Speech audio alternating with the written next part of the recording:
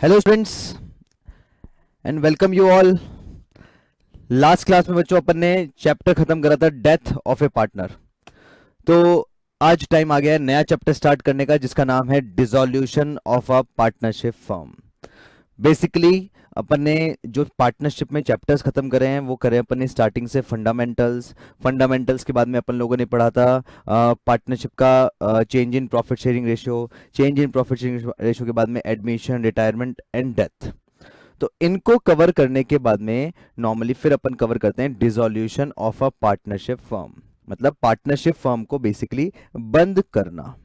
अच्छा, बंद कैसे करते हैं, उन सब के अकाउंटिंग प्रोसेस तो है, प्लस ये चैप्टर थ्योरी के हिसाब से भी बहुत इंपॉर्टेंट चैप्टर है। अब इसमें अपन पूरी थ्योरी पढ़ेंगे, अपन जो अपनी प्रैक्टिकल बेस्ड थ्योरी वाली बुक है वो पूरी कवर करने वाले हैं अपन आज इस चैप्टर के लिए। और बहुत बड़ा इंटरेस्टिंग है, देखो कैसे पार्टनरशिप को अपन बंद करते हैं, क्या बंद करने के टाइम में प्रोसेस होता है, कोर्ट बंद करती है या अपन खुद ही उसको बंद कर देते हैं, तो बहुत सारी चीजें पढ़ने पड़ेगी। अब आप खुद सोचिए कि पार्टनरशिप फर्म अगर क्लोज डाउन होती है तो आपके जो पहले मांगने वाले लोग आएंगे उनको आप पेमेंट करोगे। तो सर लाइबिलिटी बेसिकली भाई पैसे मांगने वाले आपकी लाइबिलिटी हुई, तो इंटरनल लाइबिलिटी को पेमेंट करें या पहले एक्सटर्नल लाइबिलिटी को पेमेंट करें।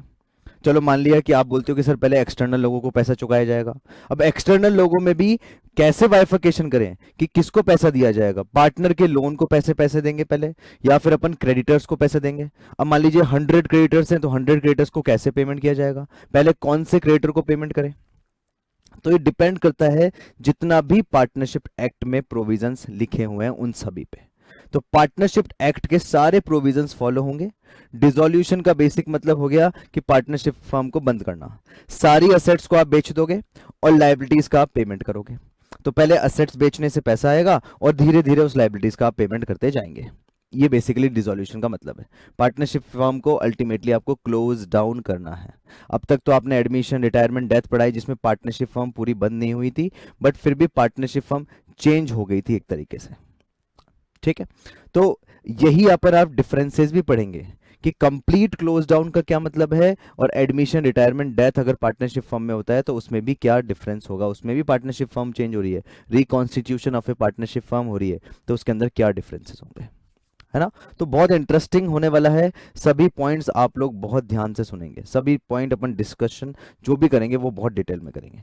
तो आइए बच्चों स्टार्ट करते हैं अपन dissolution of a partnership firm, कैसे पार्टनरशिप फर्म का डिसोल्यूशन करते हैं। तो आइए अपनी वर्कशीट पे, मतलब अपनी प्रैक्टिकल बेस्ड शीट पे आइए, वर्कशीट तो बाद में सॉल्व करेंगे, पहले प्रैक्टिकल बेस्ड शीट पे आइए जिसके अंदर अपन प्रैक्टिकल बेस्ड थ्योरी वाली शीट पे आइए जिसके अंदर अपन काफी चीजें पढ़ने वाले हैं। देखिए बच्चों, dissolution of a partnership firm start करें, कुछ कुछ रीड करना, डिटेल में डिस्कशन करते हैं। देखिए आप लोग साथ साथ चलेंगे मेरे, ठीक है। जो भी पॉइंट इंटरेस्टिंग होगा उसको अपन डेप्थ में पढ़ेंगे पूरा, देखिएगा। Dissolution means breaking up, extension and discontinuance of a existing relationship among the partners. Partners के बीच में जो रिलेशन चल रहा है उसको बंद करना है, simple logic. Under the act 1932, और ये चीजें एक्ट में लिखी हुई है, पार्टनरशिप एक्ट में, कि किस तरीके से पार्टनरशिप फर्म का डिसोल्यूशन करेंगे अपन, और वो एक्ट के अकॉर्डिंग होगा, पूरा जो एक्ट बोलेगा वो फाइनल है। The dissolution may be either of a partnership और ऑफ ए फर्म, या तो पूरी पार्टनरशिप बंद होगी या फर्म का डिसोल्यूशन होगा। ये दो वर्ड बहुत इंपॉर्टेंट है, यही अपन डिस्कशन करने वाले हैं डेप्थ में, और इस पे थ्योरी भी पूरी पूरी अच्छे से बनती है कि डिसोल्यूशन ऑफ ए पार्टनरशिप का क्या मतलब है और dissolution of a partnership firm का क्या मतलब है। क्लियर, आगे सुनते हैं। तो पहले बोल रहा है कि डिसोल्यूशन ऑफ ए पार्टनरशिप क्या होती है, ये टॉपिक आता है आपका कि डिसोल्यूशन ऑफ ए पार्टनरशिप क्या होती है और dissolution of a partnership firm क्या होगी, वो बाद में डिस्कस करेंगे अपन। सुनिएगा, it refers to the change in the existing relationship between the partners but the firm may continue its business as before। क्या बोला कि फर्म बंद नहीं हो रही है, फर्म बंद नहीं हो रही यानी पूरा कंप्लीट क्लोज डाउन नहीं है, जो एग्जिस्टिंग पार्टनर्स हैं उनके बीच में जो रिलेशन है वो चेंज हो रहा है। That means change in profit sharing ratio, admission, retirement, death, ये सब के सब सारी सिचुएशन फॉलो करती है डिसोल्यूशन ऑफ ए पार्टनरशिप को। Dissolution of a partnership firm का मतलब कंप्लीट ब्रेक डाउन, और यहाँ पे बोल रहा है डिसॉल्यूशन ऑफ ए सिर्फ पार्टनरशिप। तो ये क्या बोल रहा है, it refers to the change, सिर्फ चेंज हो रहा है, सिर्फ चेंज। और चेंजेस तो इन सभी सिनेरियो में होते हैं जो भी अपन ने चैप्टर्स भी जो पढ़े हैं अपन लोगों ने। आगे चलते हैं। The partnership is deemed to have been dissolved in any of the following cases. Partnership बोल रहा है, पार्टनरशिप फर्म नहीं बोल रहा है। अब पार्टनरशिप वर्ड का यूज करा है तो बच्चों ये आपस में रिलेशन की बात है। मतलब ए बी सी 3 पार्टनर है, डी नया पार्टनर आ गया तो वो पार्टनरशिप में चेंज हुआ, फर्म में चेंज नहीं हुआ, फर्म तो वही चल रही है। ए बी सी पार्टनर है, सी चला गया तो ये पार्टनरशिप में चेंज हुआ, फर्म में चेंज नहीं हुआ। आ गया ये। इन फॉलोइंग केसेस, केसेस क्या है देखो, change in case of change in existing profit sharing ratio among the partner, यानी change in profit sharing ratio. Old ratio था मान लीजिए 1:2:3, न्यू रेशियो हो गया 3:2:1, तो इसको बोलेंगे चेंज इन पार्टनरशिप, यानी dissolution in partnership, dissolution of partnership. In case of admission of a new partner, A B C 3 partners हैं, नया पार्टनर आ गया आपका डी, तो पार्टनरशिप चेंज हो गई आपकी, फर्म चेंज हुई, पार्टनरशिप चेंज हो गई। In case of retirement of a partner, A B C partners थे, सी चला गया तो पार्टनरशिप में चेंज हो गया, डिसॉल्यूशन हो गया। इन case of death of a partner, वो पार्टनर एक्सपायर हो गया। इन case of complexion of the venture if partnership is form for that, ऐसा कुछ वेंचर बना जिससे नई पार्टनरशिप फॉर्म बन गई, ठीक है, पुरानी से नई बन गई। जैसे मान लीजिए कोई सोल प्रोप्राइटर था ए, अब ये बोल रहे हैं कि बी और सी 3 जने आपस में मिलके एक वेंचर बना लेंगे, तो ये भी एक पार्टनरशिप फॉर्म का ही पार्टनरशिप का ही डिसॉल्यूशन हो गया है। इन case of expiry of the period of the partnership if the partnership is for the specific period of time, कुछ स्पेसिफिक पीरियड ऑफ टाइम के लिए ही पार्टनरशिप बनाई थी, तो पार्टनरशिप का टाइम पूरा हो गया तो उसको भी अपन क्या बोलेंगे, डिसॉल्यूशन ऑफ ए पार्टनरशिप। ठीक है, और सुनिए देखो आगे चलते हैं। Modes of dissolution of a partnership form, ये देखना सबसे इंपॉर्टेंट पार्ट है। ये बोल रहा है कि बच्चों मोड्स ऐसे क्या क्या हैं जिससे पार्टनरशिप फर्म का डिसॉल्यूशन हो जाएगा।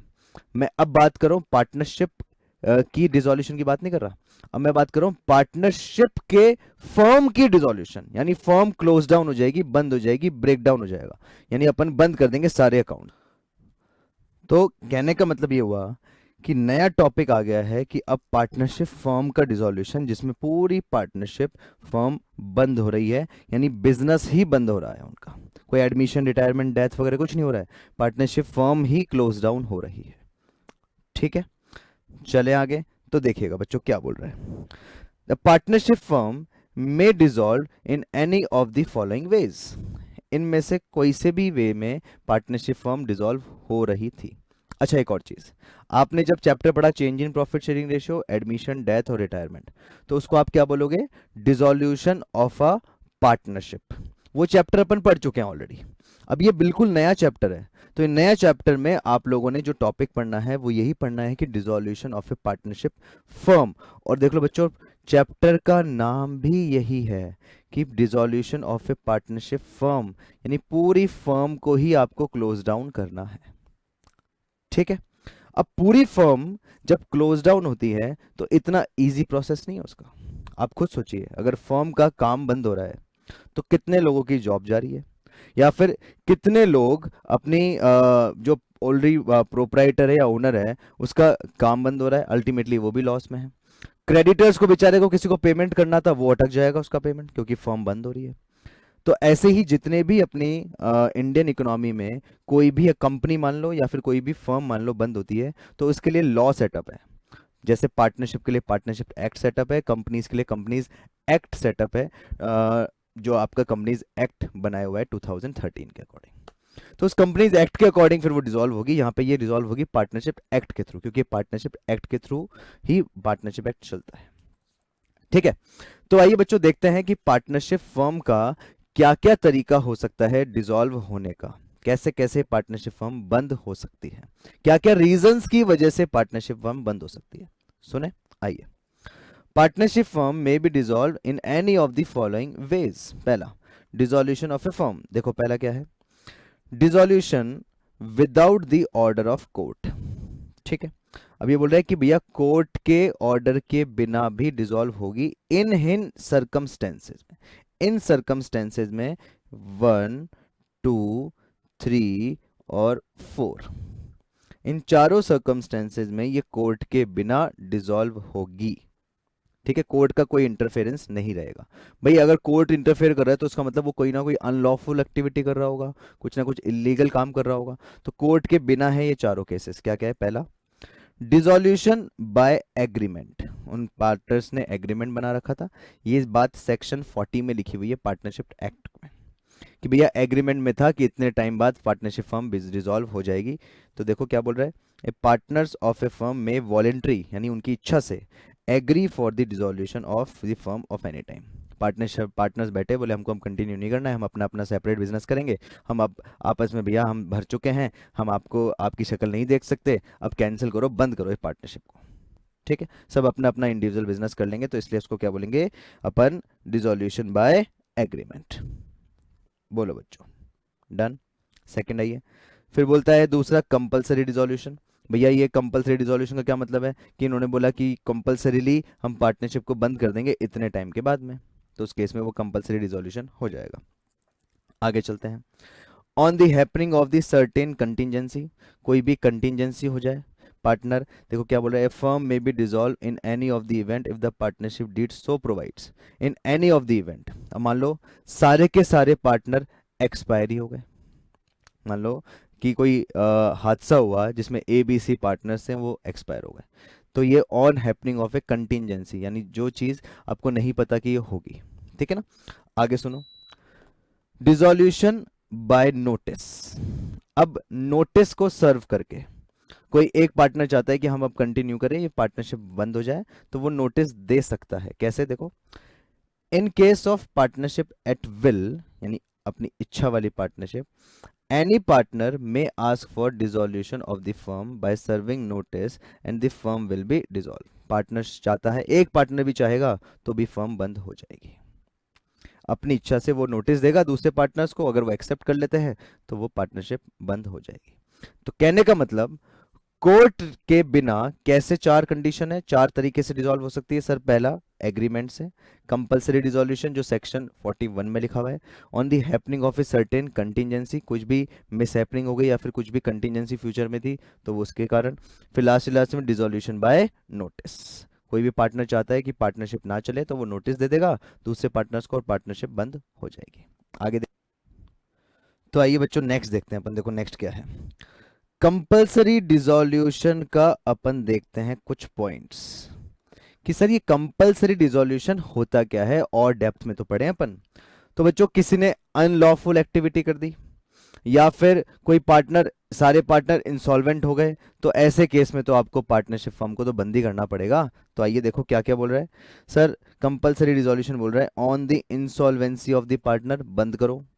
ऑन बिजनेस बिकमिंग इलीगल और अनलॉफुल, तो बंद करो। ऐसे केस में भी पार्टनरशिप बंद हो जाएगी। तो ये चीज आपको याद रखनी है। कंपलसरी डिसॉल्यूशन सेक्शन 41 में क्या लिखा हुआ है कि सर या तो सारे पार्टनर इंसॉल्वेंट हो जाए या फिर कोई पार्टनरशिप फर्म ही इलीगल काम करे, अनलॉफुल काम करे। ठीक है जी, आगे चलते हैं।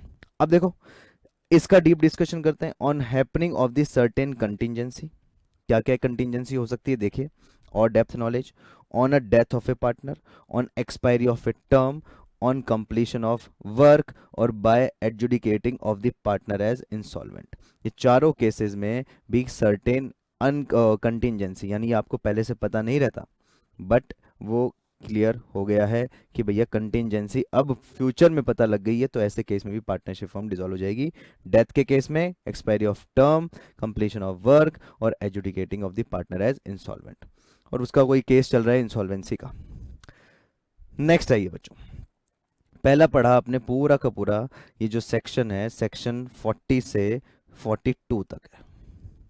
ठीक है, अब dissolution of a partnership form में पहले पढ़ा without the order of court. अब जब पढ़ रहे हो आप, वो क्या है, डिसॉल्यूशन बाय कोर्ट। अब कोर्ट ऑर्डर दे रहा है कि भैया बंद करो इस पार्टनरशिप को। आप क्यों बंद करोगे, इसके रीजन देखो नीचे दे रखे हैं आपको। ये कोर्ट बोल रहा है ये सारे रीजन 1 2 3 4 5, इन पांचों रीजन की वजह से कोर्ट बोलेगा कि इस पार्टनरशिप फर्म को आप कंटिन्यू नहीं कर सकते, आपको बंद करना ही पड़ेगा। क्या रीजन है देखिएगा। A partner become a person of a unsound mind, मतलब a partner become a person of a unsound mind, मतलब अब वो पागल हो गया है या फिर कुछ ना कुछ उसमें प्रॉब्लम हो गई है, वो अब केपेबल नहीं है बिजनेस करने का। ठीक है, तो अनसाउंड माइंड का पर्सन हो गया है, तो वो अब पार्टनरशिप फर्म को डिसॉल्व करना पड़ेगा। A partner of a permanently incapacitated, मतलब अब वो पार्टनर कुछ ना कुछ उसमें डिसेबिलिटी हो गई है ना, कुछ ना कुछ ऐसी चीज हो गई है जिसकी वजह से वो बिजनेस नहीं कर सकता और कोर्ट को लग रहा है कि ये बिजनेस करने लायक नहीं है, बंद करो इस बिजनेस को। Partnership agreement is breached persistently by some partners, अब एक दूसरे को पार्टनर धोखा दे रहे हैं भैया। एक दूसरे को पार्टनर धोखा कैसे देंगे? अब ए ने लोन ले लिया किसी जेड पर्सन से पार्टनरशिप फॉर्म के नाम पे, और बी और सी को इस बारे में पता ही नहीं है, और लोन का अब ये रीपेमेंट नहीं कर रहा। जब पता लगा बी और सी को कि भैया ये तो लोन लेके बैठा हुआ है, उसने पर्सनल यूज कर लिया है लोन का पैसा, तो ये चीज गलत हो गई है। ये कंटिन्यूसली ब्रीच कर रही हैं सारी बातों को। आगे बात समझ में? तो ये एक दूसरे का धोखाधड़ी का केस भी साथ में बन सकता है, तो कोर्ट ऑर्डर दे सकता है कि एक दूसरे को धोखा दे रहे हैं, पार्टनरशिप फॉर्म को पहले तो आप बंद करो, फिर दूसरा पर्सनल मैटर्स हो जाओ। आगे चलते हैं। A partner is found guilty of misconduct, वही बात है कि पार्टनर ने कोई गलती कर दी हो दूसरे पार्टनर से, नहीं कोई दूसरा मिसकंडक्ट कर दिया हो, बाद में कोई लोन का रिपेमेंट करने से चूक गया हो या फिर नहीं दे रहा हो, कोई लोन ले लिया हो पर्सनल का और पार्टनरशिप के नाम से, तो वो मिसकंडक्ट होना भी कोर्ट की नज़र में गलत है। Court finds that dissolution of the firm is justified, और कोई भी अदर तरीका हो सकता है कि ये इकोनॉमी को हार्म कर रहा है, ये हो सकता है कि ये कंटिन्यूस लॉसेस वाली फर्म है, तो भी इसको बंद करो। जब से पैदा हुई है ये फर्म लॉस ही लॉस दे रही है, इकोनॉमी में फ़ायदा ही नहीं है, कंटिन्यूस अपने एम्प्लॉयज़ को फायर आउट कर रही है या फिर एम्प्लॉयज़ को मिसलीड कर रही है या एम्प्लॉयज़ का एक्सप्लॉयटेशन कर रही है, तो ऐसे केस में भी कोर्ट डायरेक्ट कर सकता है कि पार्टनरशिप फर्म को क्या कीजिए, बंद कीजिए। क्लियर बच्चों? डन। तो क्या पढ़ा एक बार फिर से रिवाइज कर लेते हैं, इसलिए मैं बोल रहा हूँ थ्योरी के पॉइंट ऑफ व्यू से भी इंपॉर्टेंट है। Dissolution without the order of the court और with the order of the court. Without the order court में क्या है? एग्रीमेंट से, कंपलसरी है, और ये बोल रहा है कंटिजेंसी और डिसोल्यूशन बाय नोटिस। कंपलसरी में क्या है? इंसॉल्वेंसी ऑफ ए पार्टनर और बिजनेस बिकम इलीगल। और अगर आप बोलते हैं कंटिजेंसी के बारे में, on the death, expiry of a term, completion of work और adjudicating of the partner as insolvent. और फिर जब लास्ट में बात करें कि कोर्ट बोल रहा है, अब कोर्ट कब बोलेगा? जब पार्टनर अनसाउंड माइंड हो जाएगा और इनकैपेबिलिटी हो जाएगी उसके अंदर कोई ना कोई परमानेंट वाली, और जब कंटिन्यूसली वो ब्रीच कर रहा है कोई ना कोई कॉन्ट्रैक्ट को, या फिर कोई मिसकंडक्ट में गिल्टी हो गया कोई पार्टनर, और कोर्ट और अदर वे भी ढूंढ सकता है डिसोल्यूशन के। चलें आगे। आइए बच्चों, ये अभी अपन ने पढ़ाई था कि डिसोल्यूशन ऑफ ए पार्टनरशिप क्या होती है। It refers to the change in the existing, that is discontinuance of a existing relationship among the partner. पढ़ा था ना अभी अपन ने, ये वापस से रिपीट हो रहा है टॉपिक जिससे इससे कंपैरिजन हो सके। पार्टनरशिप का डिसोल्यूशन होना मतलब है फर्म का नहीं, पार्टनरशिप का मतलब, डिसॉल्व होने का मतलब change in profit sharing ratio, admission, retirement, death. ठीक है, चलिए जी आइए डिसोल्यूशन ऑफ अ फर्म की बात करते हैं। Dissolution of a firm, according to the 39 of the Indian partnership act, dissolution of the firm means dissolution of a partnership among all the partners in the firm. पूरी partnership firm को shut down करने का मतलब है dissolution of a firm. आगे चलते हैं। In such a case the business of the firm comes at the end, business बंद हो जाएगा, बिजनेस शट डाउन हो जाएगा। ठीक है, नेक्स्ट आइए। अब आपको जो समझा रहा है वो सुनना ध्यान से, ये एग्जाम में क्वेश्चन आता है। Difference between dissolution of a partnership and dissolution of a firm. भाई आप लोगों ने दोनों की डेप्थ नॉलेज ले ली है। अब डेप्थ नॉलेज लेने के बाद में आप लोगों को ये पता होना चाहिए बच्चों कि दोनों में डिफरेंसेस क्या है और बेसिस के अकॉर्डिंग पढ़े। देखिएगा, पहला मीनिंग, दोनों के मीनिंग देखो। पहला समझा रहे dissolution of a partnership, dissolution of a firm. Dissolution of partnership मतलब वही admission, retirement, death, change in profit sharing ratio, और डिसोल्यूशन ऑफ फर्म मतलब कंप्लीट शटडाउन। मीनिंग देखना, dissolution of a partnership is only change in the partnership agreement the firm में continue, सबसे important point, dissolution of a partnership में firm चलती रहेगी। दूसरा, dissolution of a firm is the discontinuance of all the business activities of the firm. Firm ही बंद कर दो। फर्म का डिसॉल्यूशन का मतलब है फर्म का वर्क भी डिसकंटिन्यू हो जाएगा। Books of accounts, in this situation books of accounts may not be closed. क्यों बंद करेंगे? आपने एडमिशन पढ़ा तो बैलेंस शीट दोबारा बनाई थी ना, और books of accounts are necessarily closed. और अभी जो अपन चैप्टर पढ़ने वाले हैं इसके अंदर बुक्स ऑफ अकाउंट्स को क्लोज कर देंगे अपन। Dissolution of a partnership does not mean dissolution of a firm. The firm may not be discontinue, firm discontinue नहीं होगी। Dissolution of the firm necessary leads to dissolution of the partnership.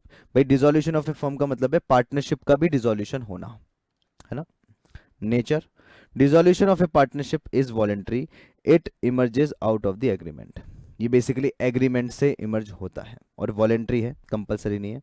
Dissolution of the firm may be both voluntary और compulsory. भाई court बोलेगा तो compulsory, वरना partner चाहेंगे तो voluntary. ठीक है, तो इसके 4 डिफरेंसेस थे आपके। अब आइए देखो नेक्स्ट, ये भी एग्जाम पॉइंट ऑफ व्यू से बहुत इंपॉर्टेंट है। Settlement of accounts in case of dissolution of a firm, section 48 के नाम से ही बहुत क्वेश्चन आता है। क्या बोल रहा है? सेटलमेंट ऑफ अकाउंट्स, यानी किस तरीके से अकाउंट का सेटलमेंट किया जाएगा, किसका पेमेंट पहले किया जाएगा, किसका पेमेंट बाद में किया जाएगा, ये सेक्शन 48 में लिखा हुआ है। अकाउंट्स कैसे बनाएंगे वो नहीं लिखा हुआ, किसका पेमेंट किस अकॉर्डिंग दिया जाएगा वो इस सेक्शन में लिखा हुआ है। ठीक है, और बहुत इंपॉर्टेंट पॉइंट भी है। भाई पार्टनरशिप फर्म डिसॉल्व हो रही है तो बताइए किसका पेमेंट पहले करें। भाई क्रेडिटर्स 100 क्रेडिटर है तो क्रेडिटर्स में किसका नंबर पहले आएगा वो देखना पड़ेगा। ठीक है, तो आइए डिस्कस करते हैं इस बारे में, सुनिएगा। In settling the accounts of the firm after dissolution the following rules subject to the agreement between the partner shall be observed. भाई एग्रीमेंट में जो लिखा हो वो तो कुछ भी हो सकता है, पर ये चीज रूल अप्लाई होगा उसके अंदर। पहला, treatment of losses. Treatment of losses, section 48, losses includes deficiency of capital shall be paid in the following manner. पहला, first out of profits, next out of capital, lastly if necessary by the partners individually in the profit sharing ratio. हाँ जी, क्या मतलब है इसका? अगर कोई loss हो रहा है, अगर पार्टनरशिप फर्म में कोई लॉस था, तो वो जो लॉस था पुराना वो पहले तो फर्स्टली किससे होगा? आउट ऑफ प्रॉफिट, यानी पुराना कोई प्रॉफिट होगा तो उससे राइट ऑफ हो जाएगा, या फिर इस साल को कोई प्रॉफिट होगा जब पार्टनरशिप फर्म बंद हो रही है तो उससे राइट ऑफ हो जाएगा। एग्जाम्पल के लिए मान लीजिए पिछले साल भर में आपका लॉस हुआ 10,000 रुपीज का। लिख लीजिए, देखो लॉस था आपका 10,000 रुपीज का। ठीक है, अब पुराने जो प्रॉफिट्स रखे हुए थे मान लीजिए वो थे आपके 50,000 के, 50,000 के पुराने प्रॉफिट्स, जो प्रॉफिट बिजनेस अर्न करता है हर साल। तो क्वेश्चन ने बोला कि बताइए ये 10,000 कहां से राइट ऑफ होगा? पहले तो पहले ये सेट ऑफ होगा आपके इस प्रॉफिट में से, इस प्रॉफिट में से ये लॉस सेट ऑफ होगा। क्लियर? पहला, ये लॉसेस कहां से सेट ऑफ होंगे? प्रॉफिट में से। दूसरा, नेक्स्ट आउट ऑफ कैपिटल। अब मान लो ये लॉस ज्यादा था, प्रॉफिट कम था। एग्जाम्पल को थोड़ा चेंज कर देते हैं अपन, देखना सर एग्जाम्पल से और समझते हैं। मान लीजिए लॉस था आपका 50,000 का और पिछले साल का कोई प्रॉफिट रखा हुआ था वो था 10,000 का। अब ये जो लॉस है ये प्रॉफिट से मैक्सिमम कितना राइट ऑफ हो सकता है? 10,000। तो प्रॉफिट तो हो गया 0 और आपका लॉस अभी भी 40,000 का बचा है। तो डिसॉल्यूशन के टाइम पे ये जो 40,000 का लॉस बचा हुआ है ये दूसरे केस में कहां से राइट ऑफ होगा? कैपिटल में से। अब पार्टनर की कैपिटल में से माइनस करेंगे।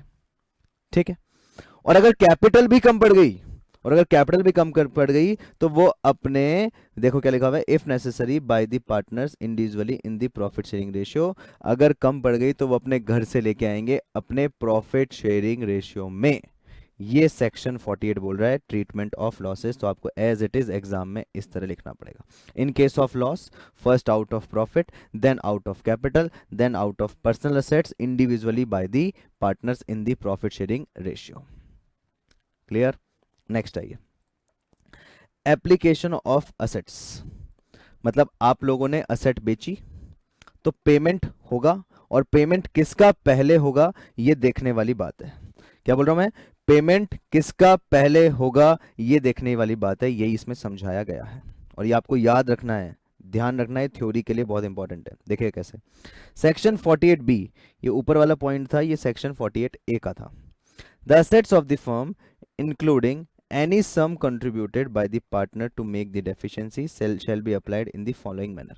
असेट बेचने से जो भी पैसा आया उनको इस तरीके से अप्लाई किया जाएगा, इस मैनर में अप्लाई किया जाएगा, टॉप से बॉटम।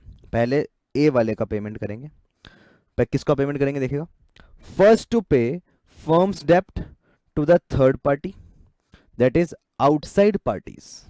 थर्ड पार्टी को पेमेंट पहले किया जाएगा, मतलब कोई भी आउटसाइडर होगा उसको पहले पेमेंट होगा, और वो भी पहले पेमेंट कैसे होगा उनका भी आउटसाइडर का, और स्पेसिफिक कर देता हूं, जिनका डेप्ट जितना पुराना है उनको पहले पेमेंट किया जाएगा। Simple logic. तो पहला पॉइंट बोल रहा है कि आउटसाइडर्स को पहले पेमेंट करो, पहले इनसाइडर को कोई पेमेंट नहीं मिलेगा। पार्टनर ने लोन दिया है तो उसको नहीं मिलेगा पेमेंट, पहले कोई क्रेडिटर होगा, कोई बैंक लोन होगा तो उसको पेमेंट मिलेगा। क्लियर।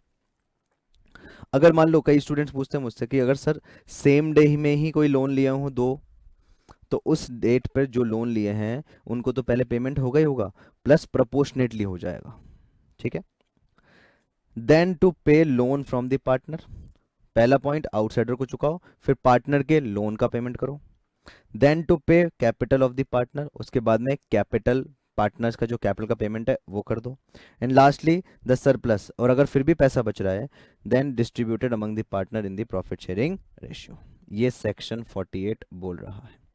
क्या बोल रहा है, रिवाइज करते हैं, याद करते हैं क्लास के क्लास में। पहला पॉइंट सर, पहला ये बोल रहा है कि ये जब भी कोई पेमेंट हमारे पास आएगा और पार्टनरशिप फर्म डिसॉल्व हो जाएगी तो हम पहले आउटसाइडर को पेमेंट देंगे टाइम के अकॉर्डिंग, जिसने पहले दिया होगा उसको पहले पेमेंट चला जाएगा, फिर पार्टनर के लोन का पेमेंट करेंगे, फिर पार्टनर के लोन के बाद में कैपिटल का पेमेंट करेंगे, कैपिटल के पेमेंट के बाद में जो भी अगर सरप्लस बच रहा है, वैसे तो बहुत सारे केसेस में नहीं भी बचता, अगर फिर भी बच गया पैसा तो आप पार्टनर्स में डिस्ट्रीब्यूट कर दोगे उनके प्रॉफिट शेयरिंग रेशियो में। क्लियर। सेक्शन 48 पहला आया, दो सेक्शन 48 का क्वेश्चन आता है तो आप दो ट्रीटमेंट दिखाओगे sir, in treatment of losses और application of assets. Treatment of losses अगर होते हैं तो पहला जो अपन लॉस राइट ऑफ करेंगे वो करेंगे प्रॉफिट में से, फिर कैपिटल में से, और फिर अगर कोई लॉस होता है तो पार्टनर अपने घर से लेके आएगा। अगर कोई असेट्स यानी कोई पैसा आ रहा है आपका और उसको एप्लीकेशन कैसे करना है, पैसा आया तो पहले आउटसाइडर का पैसा चुकाओ, फिर लोन का, फिर कैपिटल का, और फिर सरप्लस बचा है तो पार्टनर ले जाएंगे। क्लियर। आइए बच्चों नेक्स्ट देखो क्या है next point, treatment of firms डेप्ट and private dept. Sir section 49 की बात कर रहे हैं यहाँ पे। सर ये फर्म्स डेप्ट क्या होती है, प्राइवेट डेप्ट्स क्या होती है, नाम से पता लग रहा होगा। फर्म के नाम से कोई चीज आपने लिया है, फर्म के नाम से गुड्स खरीद रहे हो तो वो तो फर्म का लोन हुआ ना, यानी फर्म का ही डेप्ट हुआ, फर्म को ही चुकाना पड़ेगा। और फर्म में मतलब सारे पार्टनर्स, प्राइवेट डेप्ट मतलब पार्टनर ने इंडिविजुअल नाम से लिया हुआ है और खुद के लिए लिया हुआ है, तो उनका क्या ट्रीटमेंट होगा सुन लीजिए, मैं रीड कर रहा हूं एक एक point. The amount realized from the asset along with the contribution from the partner if required shall be utilized first to pay the outside liability। कोई भी पैसा आएगा तो उसका पेमेंट क्या करोगे, आउटसाइड लाइबिलिटी का पेमेंट करोगे of the firm, such as creditors, loan, bank overdraft, bills payable etcetera. देख लो ये तीनों के तीनों आउटसाइडर हैं, तो कोई भी पैसा रियलाइज होता है तो आउटसाइडर का पहला पेमेंट हो जाएगा। The balance should be applied to repay loans and advances made by the partners. भाई पार्टनर ने कोई फर्म को लोन दे रखा है तो फिर नेक्स्ट उनका नंबर आएगा जैसे सेक्शन 48 ने बताया था। And surplus if any to be utilised in the settlement of the capital account of the balances after adjusting all profit and losses. ये प्रोसेस है, सेक्शन 48 डायरेक्टली अप्लाई हो रहा है इसके ऊपर। आगे आइए, where both the debts of the firm and private debts of the partner coexist, the following rule as stated in the section 49 is apply। अगर बच्चों फर्म के ऊपर लाइबिलिटी है कि फर्म पार्टनर के प्राइवेट डेब्ट्स भी चुकाएगा, तो आप ये खुद सोचिए कि पार्टनरशिप फर्म पहले खुद के डेप्ट चुकाएगी या पार्टनर के पर्सनल डेप्ट चुकाएगी। और पार्टनर का पर्सनल डेप्ट तो पार्टनर की पर्सनल असेट से ही पे होना चाहिए। लॉजिकल बात है, क्योंकि वो बिजनेस से उससे क्या रिलेशन है।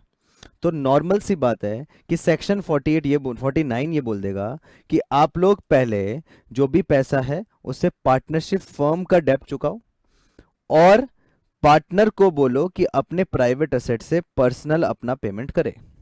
और अगर वो पर्सनली नहीं कर पा रहा है तो पहले फर्म अपना खुद का डेप्ट चुकाएगी और फिर उसके बाद में पार्टनर का प्राइवेट डेप्ट चुकाएगी उसके कैपिटल अकाउंट से। सही है ना। तो आइए रीड करते हैं जो मैंने बोला वो सब बातें। Where both the dept of the firm as private dept of the partner coexist. अगर प्राइवेट डेप्ट भी है और फर्म का डेप्ट भी है तो क्या अप्लाई होगा, क्या रूल होगा, देखेगा। Firm's property is applied first in the payment of firm's debt. Firm's property apply होगी firm का debt pay करने के लिए, ठीक है ना। And if there is any surplus, then the share of each partner is applied in the payment of his private debt or paid to the firm, paid to him. सुन लो, पहले firm की property बिकी तो firm अपना डेप्ट चुका देगी। ये clear हो गया। आगे पॉइंट क्या है, इफ एनी सरप्लस, उसके बाद में पैसा बच रहा है, then the share of each partner is applied, हर पार्टनर का शेयर आएगा in the payment of his private डेप्ट और पेड टू हिम। उसका जितना भी पेमेंट प्राइवेट जाएगा वो पूरे पार्टनर्स बियर करेंगे। आगे देखते हैं। Partners private property is applied first in the payment of the private डेप्ट, होना भी चाहिए, प्राइवेट प्रॉपर्टी से ही प्राइवेट डेप्ट चुकना चाहिए। And the surplus, if any, in the payment of the firm's debt if the firm's liability exceeds the firm's। मतलब सुनना ध्यान से क्या बोल रहा है, वापस मैं रीड कर रहा हूं उसको। Partners private property applied first, भाई पार्टनर की प्राइवेट प्रॉपर्टी पहले, प्राइवेट प्रॉपर्टी से पहले किसका पेमेंट होगा, प्राइवेट उसका जो लोन था उसका। अब आगे बोल रहा है एंड द सरप्लस, और अगर उसके पास प्राइवेटली कोई सरप्लस बच रहा है, और फर्म की बात आते हैं, फिर फर्म में पेमेंट करने के लिए पैसा नहीं बचा, फर्म में मान लीजिए असेट थी 10,000 की और लाइबिलिटी को पेमेंट करना था 12,000 का, तो 2,000 कहां से लेके आएगा, वो प्राइवेट सोर्सेस से लेके आएगा, प्राइवेटली पे करेगा। तो सुन लो वापस पूरा कॉन्सेप्ट ध्यान से, बहुत इंटरेस्टिंग पॉइंट है ये। दूसरा पॉइंट क्या बोल रहा है कि मान लीजिए फर्म को पार्टनर पैसा देता, क्योंकि पार्टनर पैसा इसलिए देता फर्म को क्योंकि पार्टनरशिप फर्म में पैसा कम पड़ गया, और अनलिमिटेड लाइबिलिटी होती है, आपको पता है, घर से पैसा वो लेके आता है। तो ऐसे केस में कि अगर उसके प्राइवेट डेप्ट्स भी हैं तो पहले वो प्राइवेट असेट से प्राइवेट डेप्ट चुकाएगा, और फिर अगर कुछ पैसा बच रहा है तो वो बिजनेस वाला डेप्ट चुका देगा। क्लियर, ये पूरा कंक्लूजन है इसका, है ना। Interesting point. तो आइए बच्चों देखते हैं लास्ट कुछ अपन डिस्कशन का पॉइंट है, जो है आपका डिफरेंस बिटवीन फर्म्स डेप्ट एंड प्राइवेट डेप्ट्स। फर्म डेप्ट और प्राइवेट डेप्ट में क्या डिफरेंस है, और फिर आपका अकाउंटिंग स्टार्ट हो जाएगा। देखेगा मीनिंग, देखो पहले फर्म्स डेप्ट फिर प्राइवेट डेप्ट। These are the debts of the firm and over to the third party, ठीक है ना। फर्म को देना है, फर्म का पैसा है, फर्म को चुकाना है। दीज आर द डेप्ट own by the partner personally to other person. Meaning देखो, partners are jointly and severally liable for the firm's डेप्ट, हर पार्टनर लाइबल है क्योंकि वो पार्टनरशिप फर्म का डेप्ट है। और partners are personally liable for the private debts. Use of the firm's property is applied first for the payment of the firm's डेप्ट। फर्म की प्रॉपर्टी से ही फर्म का पेमेंट हो जाएगा, डेप्ट का पेमेंट हो जाएगा। Concern partner share in the surplus of the firm's property is applied for the private डेप्ट। सुन लो, concern partner share in this surplus of the firm property is applied for the private debts. अब जो point था वो यही है कि जो प्राइवेट डेप्ट किसी पार्टनर का है तो प्राइवेट कैपिटल ही काम आएगी उसको पे करने की, दूसरे पार्टनर की कैपिटल नहीं आएगी काम में, ठीक है। तो यहां पे करेक्ट कर लीजिए। Use of private property, surplus of the partners private property over the private debts is applied for the payment of the firm's डेप्ट। खुद का पर्सनल पैसे से अगर पैसा बच रहा है तो उससे वो प्राइवेट डेप्ट को पे करने के बाद में वो फर्म में डेप्ट पे कर देगा।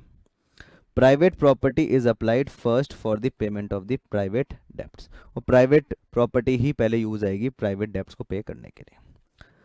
तो ये था बच्चों कुछ थ्योरेटिकल पार्ट जो इस चैप्टर में बहुत इंटरेस्टिंग है, और थ्योरी में जो भी छोटे मोटे जो पॉइंट्स आते हैं वो सारे कवर यहाँ पे करते हैं, और इसलिए इंपॉर्टेंट है, थ्योरी पढ़ना भी इसलिए ज़रूरी है। अब आगे पढ़ते हैं अपन अकाउंटिंग ट्रीटमेंट ऑफ डिसोल्यूशन। अब यहाँ पे अपन को रीड करने की जरूरत नहीं है, अब अपन आ जाइए आप लोग लिखने के पॉइंट पे। अब अपन कैसे कैसे अकाउंटिंग ट्रीटमेंट करेंगे, कैसे पार्टनरशिप फर्म को डिसॉल्व करेंगे, वो अपन सीखेंगे। तो लिख लीजिए बच्चों टॉपिक नंबर 1, लिखना स्टार्ट करो आप लोग। Topic number 1 accounting treatment.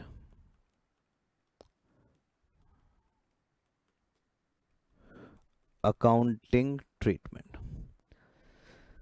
कैसे अकाउंटिंग ट्रीटमेंट होगी at the time of dissolution, कैसे पूरा प्रोसेस वर्क करेगा ये आपको समझना है। ठीक है, तो मैं इसका पूरा डेप्थ में और डिटेल डिस्कशन करने वाला हूं इस क्लास में। तो बच्चों पहले क्या करेंगे, अपन पूरी अंडरस्टैंडिंग लेंगे कि डिसॉल्यूशन का पूरा प्रोसीडिंग्स कैसे होती है। मैं साथ के साथ के आपको जर्नल एंट्रीज भी सिखाता रहूंगा, और ये भी बताता रहूंगा कि क्वेश्चंस का फॉर्मेट कैसा होगा। इस चैप्टर में जो सबसे इंपॉर्टेंट पार्ट है, जैसा कि मैं हर चैप्टर में बोल रहा हूं, इस चैप्टर में भी जर्नल एंट्रीज बहुत इंपॉर्टेंट है। ठीक है, अब देखो सुनिएगा, पहले लिखो आप लोग इसके अंदर अकाउंट्स टू बी प्रिपेयर्ड। भाई डिसॉल्यूशन के टाइम पर कुछ तो अलग होगा जो आज तक एडमिशन रिटायरमेंट डेथ के टाइम पे नहीं हुआ। तो कौन कौन से अकाउंट बनाएंगे वो सुन लीजिए, और सबके क्या रोल है ये भी सुन लीजिएगा। अकाउंट्स टू बी प्रिपेयर्ड, कौन कौन से अकाउंट बनाएंगे इसके अंदर। अकाउंट नंबर 1, सबसे पहले अकाउंट बनाएंगे आप रियलाइजेशन अकाउंट। रिवैल्यूएशन नहीं, realisation account.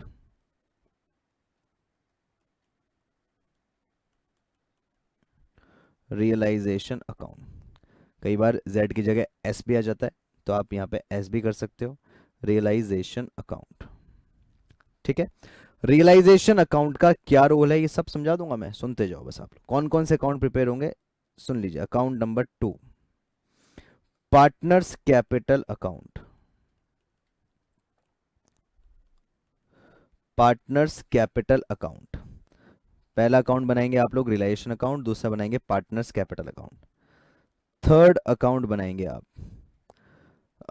Partners loan account.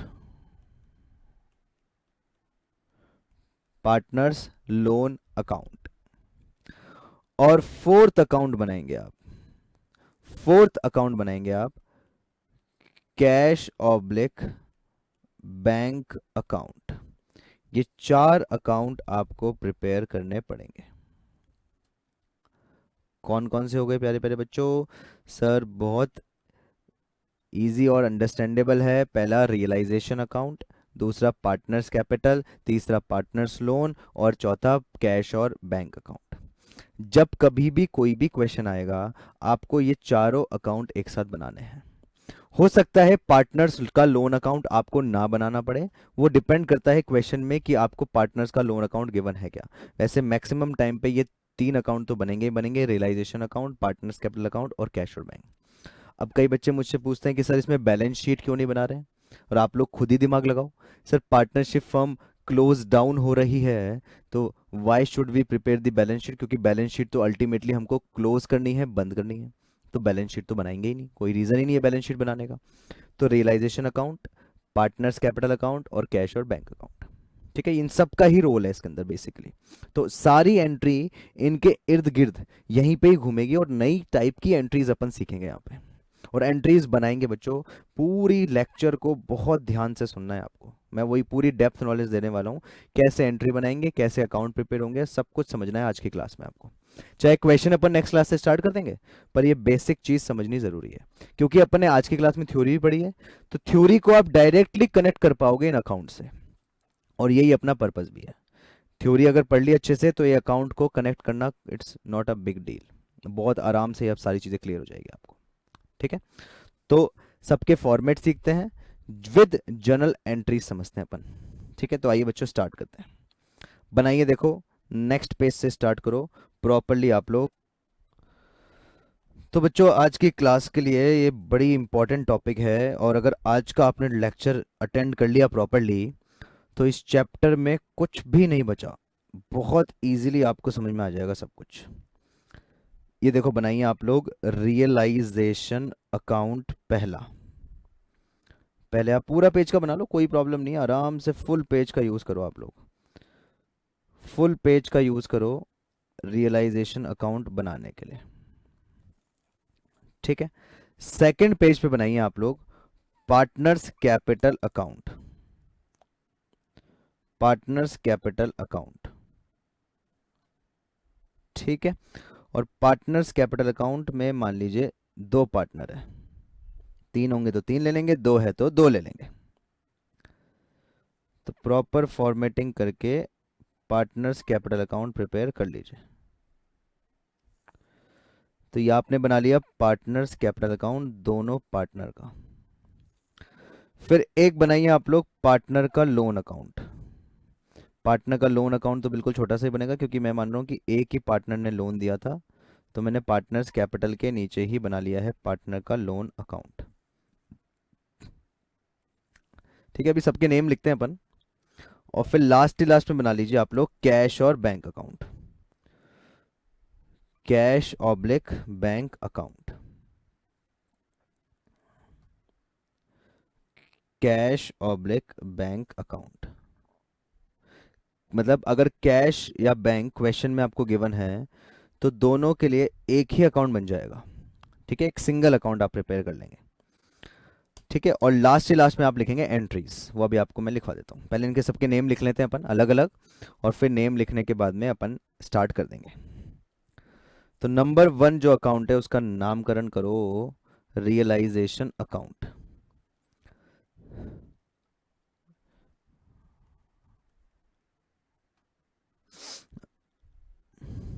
Realisation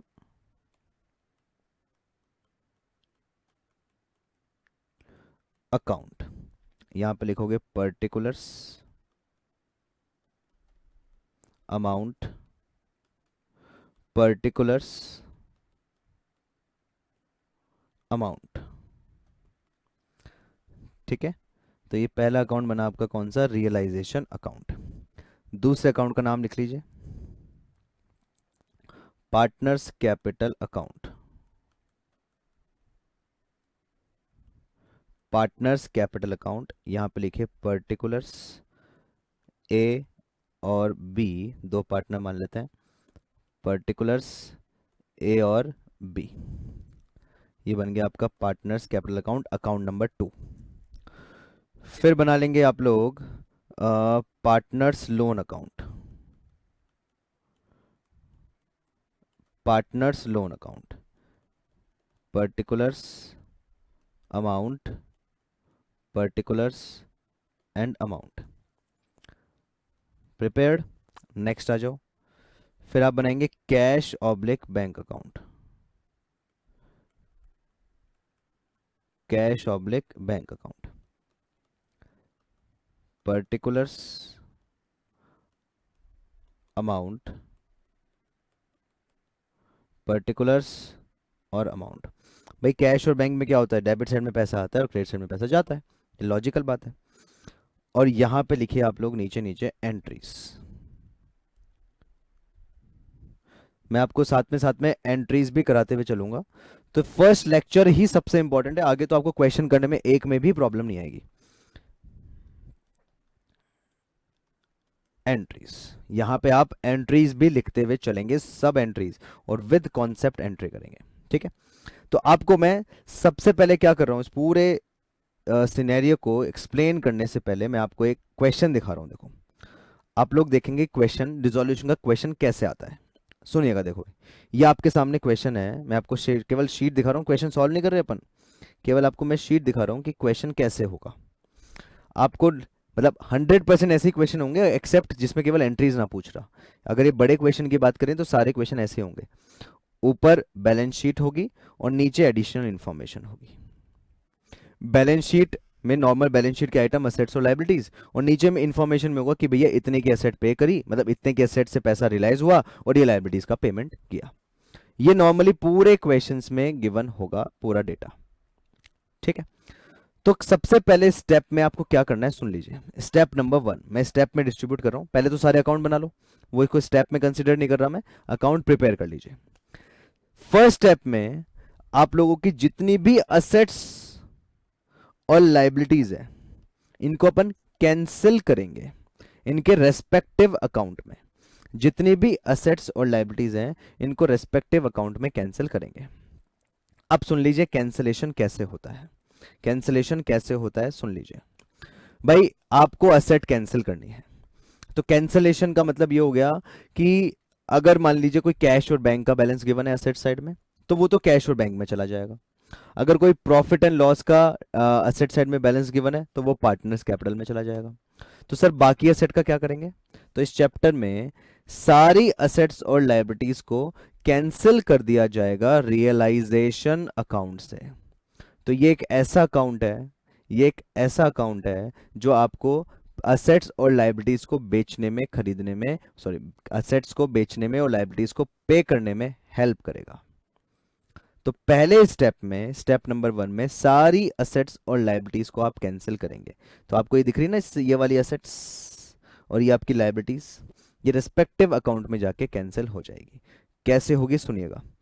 sir लिखो यहां पे नीचे entry, entry number 1 for cancelling all assets. सारी असेट्स को कैंसिल करने की क्या जनरल एंट्री होगी? सिर्फ कैंसिल करने की एंट्री बोल रहा हूं मैं, कैंसिल करने की। असेट्स के बैलेंसेस क्या होते हैं? डेबिट। कैंसिल करने के लिए क्या करोगे? क्रेडिट। असेट्स के बैलेंसेस क्या होते हैं? डेबिट। कैंसिल करने के लिए क्या करोगे? क्रेडिट। तो एंट्री साफ साफ बन गई आपके सामने। सर एसेट्स को कैंसिल करना है तो क्रेडिट कर देंगे, तो realisation account debit to all assets, और ब्रैकेट में लिखना है यहां पे बुक वैल्यू। बुक वैल्यू मतलब जो भी आपको बैलेंस शीट में अमाउंट गिवन है उस अमाउंट से सारी असेट्स कैंसिल हो जाएगी।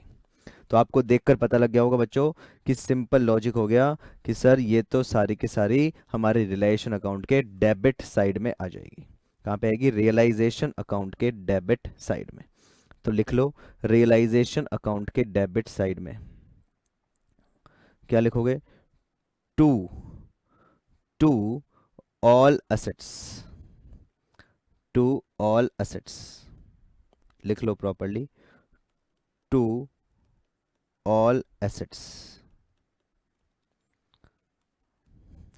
ठीक है, सारी एसेट्स मैंने कैंसिल कर दी, यानी जो भी गिवन थी ये वाली, ये देखो ये वाली। अब यहां पे क्या लिखोगे आप? ब्रैकेट में लिखो एक्सेप्ट। एक्सेप्ट मतलब इन सबको छोड़कर, लिखो यहां पे एक्सेप्ट। क्या क्या? सर इनको सबको छोड़ना है। पहला कैश ऑब्लिक बैंक। रीजन भी सुनते रहो क्यों छोड़ा, क्योंकि कैश और बैंक का हमने अलग से अकाउंट प्रिपेयर करा है, तो ये वहां जाके कैंसिल होगा। ठीक है, फिर कैश और बैंक के बाद में सर प्रॉफिट एंड लॉस का debit balance. Profit and loss का अगर कोई डेबिट बैलेंस होता है तो वो हमेशा और हमेशा पार्टनर्स कैपिटल में जाता है। अब बच्चे गलती से गुडविल भी लिख देते हैं, गुडविल नहीं होगा, गुडविल का यहाँ पे बिल्कुल कैंसिल ही होगा। गुडविल नॉर्मली अपन पिछले चैप्टर में पढ़ते थे कि पार्टनरशिप फॉर्म में वो एडमिशन, रिटायरमेंट, डेथ, चेंज इनमें सब कुछ कहाँ चली जाती थी? पार्टनर्स कैपिटल में राइट ऑफ हो जाती थी। यहाँ पे ऐसा कुछ नहीं है, यहाँ पे टू ऑल असेट्स में इंक्लूडेड होगा, तो इसलिए मैं एक्सेप्ट में नहीं लिख रहा हूँ। नेक्स्ट पॉइंट आपने क्या लिखा? एक्सेप्ट कैश बैंक, फिर लिखा प्रॉफिट एंड लॉस का डेबिट बैलेंस, और क्या लिखेंगे बच्चों? ध्यान से सुनना sir, partners capital account, partners capital के बैलेंसेस। अब पार्टनर्स कैपिटल के बैलेंस क्यों? क्योंकि पार्टनर्स कैपिटल अकाउंट का नेगेटिव बैलेंस भी हो सकता है, तो असेट साइड में भी हो सकता है। तो ये सब इनसे यहां से इग्नोर कर दिया जाएगा, इन सब को कैंसिल नहीं किया जाएगा। तो जैसे इस क्वेश्चन में कैश का अकाउंट गिवन है, तो कैश का अकाउंट टू ऑल असेट्स में नहीं आएगा, तो कहां जाएगा? देखो आ जाओ, उसके लिए कैश का बैलेंस लिखा है आप लोगों ने, ये रहा कैश अकाउंट बनाया ना आपने, तो क्या लिखेंगे यहाँ पे? To balance brought down, to balance brought down, cash का बैलेंस आ जाएगा टू बैलेंस बीडी यानी डेबिट बैलेंस, टू साइड में। बोलो बच्चों, 100% क्लियर। और जो पीएनएल वगैरह राइट ऑफ किया है वो कहाँ जाएगा, पार्टनर्स कैपिटल अकाउंट में। तो यहां पे लिख देंगे पार्टनर्स कैपिटल अकाउंट में to profit and loss account, ये राइट ऑफ हो गया आपका पार्टनर्स कैपिटल अकाउंट के टू साइड में, टू पीएनएल। क्लियर। तो पहले मैं पूरे क्वेश्चंस को डिटेल में समझा के फिर क्वेश्चन पे आएंगे, जब ये चैप्टर समझ में आएगा, और ये इसकी ट्रिक है। ठीक है। तो अपन ने क्या करा, सुन लीजिए, cash bank, partners capital account और पीएनएल को छोड़ के सारी एसेट्स को कैंसिल कर दिया। अब किसका नंबर आएगा, अब आएगा लाइबिलिटीज का। लाइबिलिटीज को कैंसिल करने की जर्नल एंट्री बता दो फटाफट से, लिखो देखो, फॉर कैंसिलिंग लाइबिलिटीज।